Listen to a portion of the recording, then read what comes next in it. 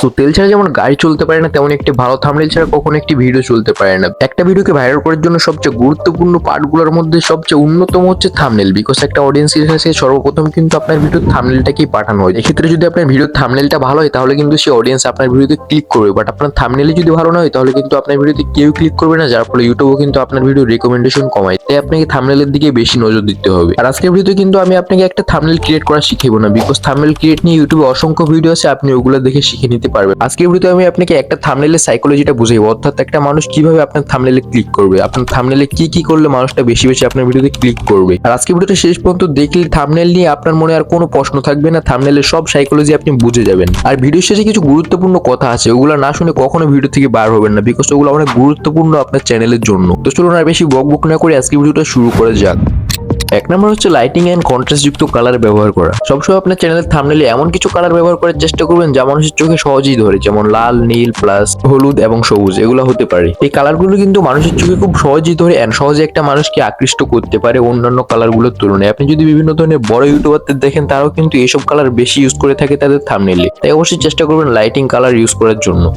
2 নম্বর point হচ্ছে strong and emotional reaction দেওয়া, অর্থাৎ আপনার থাম্বনেলে যদি কোনো মানুষ অথবা আপনার নিজের ছবি থাকে তাহলে অবশ্যই চেষ্টা করুন ফেসের রিয়াকশনটা একটু ভালোভাবে দিতে। এক্ষেত্রে আপনাকে কোনো নির্দিষ্ট রিয়াকশনের কথা বলা হচ্ছে না, আপনি আপনার ভিডিওর সঙ্গে সামঞ্জস্য রেখে একটা রিয়াকশন দিতে পারেন। যেমন আপনার ভিডিও যদি কষ্টের হয় তাহলে আপনি একটা স্যাড রিয়াকশন দিবেন, প্লাস আপনার ভিডিও যদি অনেক এক্সাইটিং হয় তাহলে আপনি একটা এক্সাইটিং রিয়াকশনও দিতে পারেন। আর আপনার ভিডিও যদি একটা ভালো হয় তাহলে আপনি এখানে হাসি খুশি একটা রিয়াকশন দিতে পারেন। অর্থাৎ রিয়াকশন সবসময় দেওয়ার চেষ্টা করবেন। রিয়াকশন দেওয়ার কারণে একটা মানুষের মনে কৌতূহল জাগে, যার ফলে আপনার থাম্বনেলে ক্লিক করার সম্ভাবনা অনেকটাই বেড়ে যায়।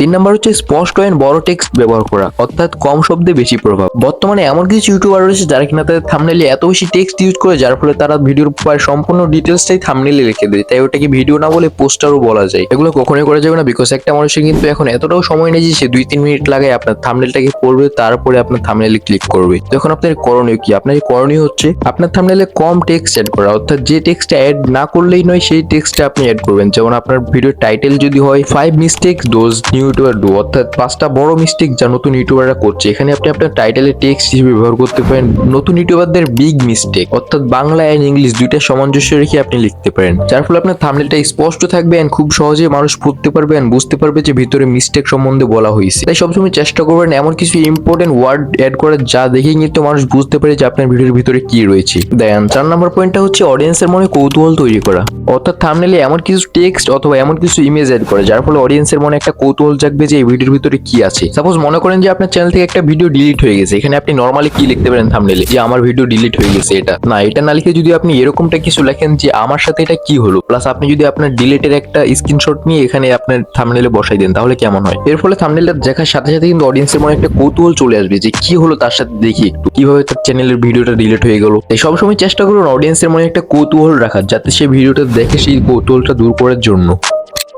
5 নম্বর পয়েন্টটা হচ্ছে সাবজেক্ট এন্ড ব্যাকগ্রাউন্ডের কন্ট্রাস্ট বজায় রাখা। আপনাকে সবসময় চেষ্টা করতে হবে আপনার ব্যাকগ্রাউন্ডের তুলনায় আপনার সাবজেক্ট এন্ড টেক্সটটা যেন বেশি গ্লো করে, বেশি লাইট করে, যাতে মানুষের অ্যাটেনশনটা ব্যাকগ্রাউন্ডে না গিয়ে আপনার সাবজেক্টের প্রতি যায়। আর এর জন্য আপনি আপনার ব্যাকগ্রাউন্ডটাকে একটু ব্লার করে রাখতে পারেন, যার ফলে আপনার ব্যাকগ্রাউন্ডের তুলনায় সাবজেক্ট এন্ড টেক্সটটা একটু বেশি গ্লো করবে। দেন 6 নম্বর এন্ড সর্বশেষ পয়েন্টটা হচ্ছে ব্র্যান্ডিং এন্ড স্টাইল বজায় রাখুন, অর্থাৎ আপনি আপনার একটা থাম্বনেলের সঙ্গে অন্যান্য থাম্বনেলগুলোর মিল রাখবেন, যাতে অডিয়েন্স থাম্বনেল দেখে বুঝতে পারে যে এটা আপনার থাম্বনেল। এর ফলে আপনার একটা নির্দিষ্ট ব্র্যান্ডিং তৈরি হবে আপনার থাম্বনেল থেকে। এর ফলে আপনি প্রত্যেকটা থাম্বনেলের মধ্যে কিছু না কিছু মিল রাখতেই হবে। যেমন আপনি যদি একটা কালার ইউজ করেন তাহলে প্রত্যেকটা ভিডিওর মধ্যে একই কালার ইউজ করার চেষ্টা করবেন, অথবা একই ফ্রন্ট ইউজ করার চেষ্টা করবেন, অথবা একই লেআউট ইউজ করার চেষ্টা করবেন। অর্থাৎ প্রত্যেকটা ভিডিওর মধ্যে আপনার কিছু মিল থাকতে হবে, যা দেখে অডিয়েন্স বুঝতে পারবে যে এটা আপনার থাম্বনেল। এর ফলে আপনার ব্র্যান্ডিংও বাড়বে, প্লাস রিটার্ন ভিউয়ার্সও বাড়বে, প্লাস ক্লিক থ্রু রেটও বাড়বে। এগুলো ছিল মানুষের থাম্বনেলের ফুল সাইকোলজি। এই সাইকোলজিগুলো মেনে যদি আপনি আপনার থাম্বনেলটা ক্রিয়েট করেন তাহলে অবশ্যই আপনার থাম্বনেলে বেশি বেশি অডিয়েন্স ক্লিক করবে। যেমনটা আমি বলেছিলাম ভিডিও শুরুতে, যে ভিডিও শেষে আমি কিছু গুরুত্বপূর্ণ কথা বলবো, তা হচ্ছে এটা তো ছিল থাম্বনেল। একটা ভিডিওকে ভাইরাল করার জন্য শুধু থাম্বনেল যথেষ্ট নয়, আপনার থাম্বনেলটা গুরুত্বপূর্ণ, বিকজ থাম্বনেল দেখেই মানুষ আপনার ভিডিওতে ক্লিক করবে। বাট অডিয়েন্স রিটেনশন যদি না ভালো থাকে তাহলে কিন্তু আপনার ভিডিও ভাইরাল হবে না। আর অডিয়েন্স রিটেনশন বেশি বেশি আনার জন্য আপনাকে অবশ্যই ভিডিওর এডিটিং ভালো করতে হবে,